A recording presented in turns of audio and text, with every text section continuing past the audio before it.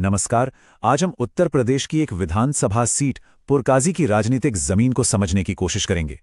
ये सिर्फ एक चुनाव का विश्लेषण नहीं है, बल्कि ये समझने की एक कोशिश है कि जमीनी स्तर पर शासन कैसे काम करता है, कैसे राजनीतिक ताकतें बनती हैं और कैसे बिखर जाती हैं। उत्तर प्रदेश के नक्शे पर पुरकाजी एक छोटा सा बिंदु हो सकता है, लेकिन ये उन बड़ी राजनीतिक हवाओं का आईना है जो पूरे राज्य में चल रही हैं। यहाँ की जमीन, यहाँ के लोग और यहाँ की राजनीति हमें एक बड़ी कहानी की तरफ ले जाती है। और इस पूरी कहानी का जो सबसे बड़ा सवाल है वो यही है कि कोई राजनीतिक ताकत जो एक समय पर इतनी मजबूत थी, वो कुछ ही सालों में लगभग गायब कैसे हो सकती है। समाजवादी पार्टी के साथ पुरकाजी में ठीक यही हुआ। तो चलिए इस पहेली की एक एक परत को खोलते हैं। इस सफर में हमारे 6 पड़ाव होंगे। हम शुरुआत करेंगे पुरकाजी की जमीनी हकीकत से, फिर आंकड़ों को देखेंगे जो एक बहुत ही चौंकाने वाली कहानी कहते हैं।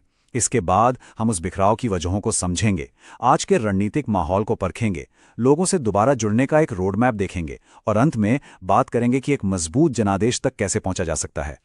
तो चलिए शुरू करते हैं। किसी भी जगह की राजनीति को समझने के लिए सबसे पहले वहां की जमीन और लोगों को समझना पड़ता है। आखिर पुरकाजी का सामाजिक ताना बाना है कैसा? देखिए, ये एक अनुसूचित जाति के लिए आरक्षित सीट है। कुल मतदाता हैं करीब 3.25 लाख और यहाँ का जो सामाजिक समीकरण है वो मुख्य तौर पर 3 समूहों के इर्द गिर्द घूमता है। अनुसूचित जाति, जिसमें चमार और जाटव समुदाय अहम है, जाट समुदाय जो ओबीसी में आते हैं, और मेव मुस्लिम। असल में यही 3 ध्रुव हैं जो यहाँ की राजनीति की दिशा तय करते हैं। और यहाँ के लोग राजनीति को लेकर काफी जागरूक हैं। 2022 के चुनाव में 65% से ज्यादा लोगों ने वोट डाला। ये नंबर सिर्फ एक आंकड़ा नहीं है, ये बताता है कि पुरकाजी के लोग अपने मुद्दों को गंभीरता से लेते हैं और उनकी आवाज को अनदेखा नहीं किया जा सकता। अब बात करते हैं उन आंकड़ों की जो असल कहानी बयान करते हैं। कभी कभी संख्याएं शब्दों से कहीं ज्यादा बोलती हैं और पुरकाजी के मामले में वो एक राजनीतिक भूचाल की कहानी सुना रही हैं। जरा इस टेबल को गौर से देखिए।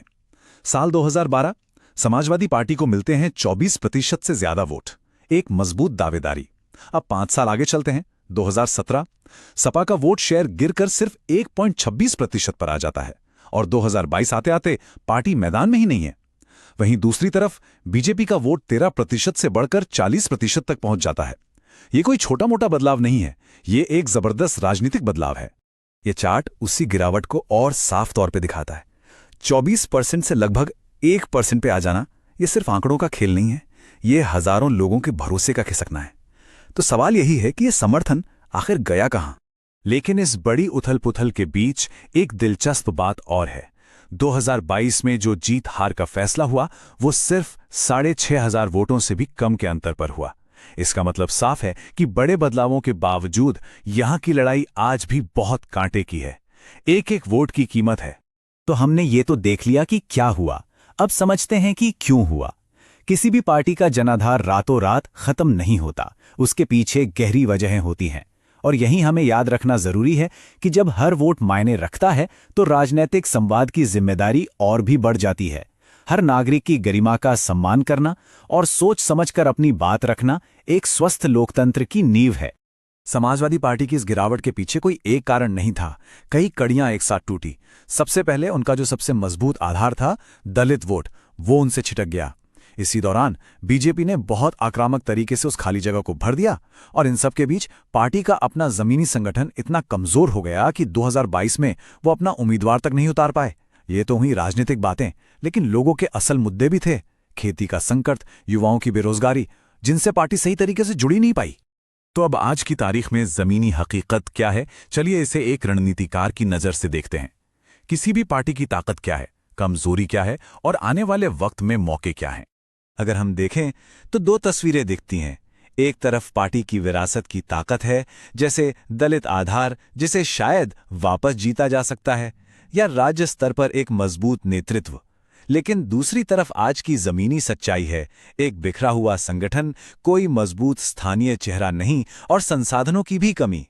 किसी भी राजनीतिक अभियान को परखने का एक सीधा सा फॉर्मूला है, इसे 4 हिस्सों में देखिए। पहला है चेहरा, यानी आपका उम्मीदवार और विचारधारा।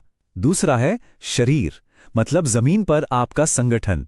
तीसरा है आवाज, यानी आपका संदेश जो आप लोगों तक पहुंचाते हैं। और चौथा है ईंधन, यानी अभियान चलाने के लिए जरूरी संसाधन। जीत के लिए इन चारों का संतुलन होना ही चाहिए। अब तक हमने समस्या को समझा, अब बात करते हैं समाधान की। अगर किसी भी दल को पुरकाजी में वापसी करनी है तो उसका एक एक्शन प्लान क्या हो सकता है? सबसे जरूरी बात है लोगों के असली मुद्दों को समझना, और यह भी समझना कि हर इलाके और हर समाज का मुद्दा अलग है। शहर में नौजवान बेरोजगारी और अच्छी शिक्षा की बात कर रहा है, तो दलित गांव में जमीन के हक और कर्ज की चिंता है। जाट और ओबीसी किसान फसल की कीमत और बिजली से परेशान है, तो मुस्लिम समाज सुरक्षा को लेकर फिक्रमंद है। मतलब साफ है, एक ही समाधान सबके लिए काम नहीं करेगा। ये एक चरणबद्ध तरीका है जमीन पर लहर बनाने का। इसकी शुरुआत होती है चुनाव से 90 दिन पहले लोगों की बात सुनने से, जनसंवाद के जरिए। फिर 60 दिन पहले रैलियों और खास समुदायों तक पहुंच बनाकर उस आवाज को ताकत दी जाती है। और अंत में एक स्थानीय घोषणा पत्र के साथ हर दरवाजे तक एक भरोसे का संदेश पहुंचाया जाता है। और इस पूरी प्रक्रिया की नींव है भरोसा। और भरोसा दोबारा बनाने के लिए कभी-कभी एक साहसी कदम उठाना पड़ता है, जैसे पिछली गलतियों को स्वीकार करना, साफ तौर पर यह कहना कि हाँ, हमसे उपेक्षा हुई और अब हम एक नई सोच के साथ आए हैं। ये कमजोरी नहीं, ये जनता के प्रति जवाबदेही की निशानी है। आखिर में आज के दौर में कोई भी राजनीतिक अभियान सिर्फ जमीनी मेहनत से नहीं जीता जा सकता। उस मेहनत को एक स्मार्ट डिजिटल रणनीति के साथ जोड़ना ही होगा। जनादेश का रास्ता इन दोनों के संगम से ही होकर गुजरता है। डिजिटल रणनीति का मतलब सिर्फ सोशल मीडिया पर पोस्ट डालना नहीं है। इसका मतलब है व्हाट्सएप के जरिए सही जानकारी गांव-गांव तक पहुंचाना और अफवाहों को रोकना। इंस्टाग्राम के जरिए युवाओं और महिलाओं से उनकी भाषा में बात करना और एक ऐसी टीम तैयार रखना जो हर झूठ का सच से जवाब दे सके। लेकिन इस पूरी प्रक्रिया में हर नागरिक की निजता का सम्मान करना और उनकी सहमति के बिना उनके डेटा का उपयोग न करना एक नैतिक जिम्मेदारी है, जैसा कि भारत के डेटा संरक्षण कानून भी कहते हैं। तो आखिर में ये सब क्यों?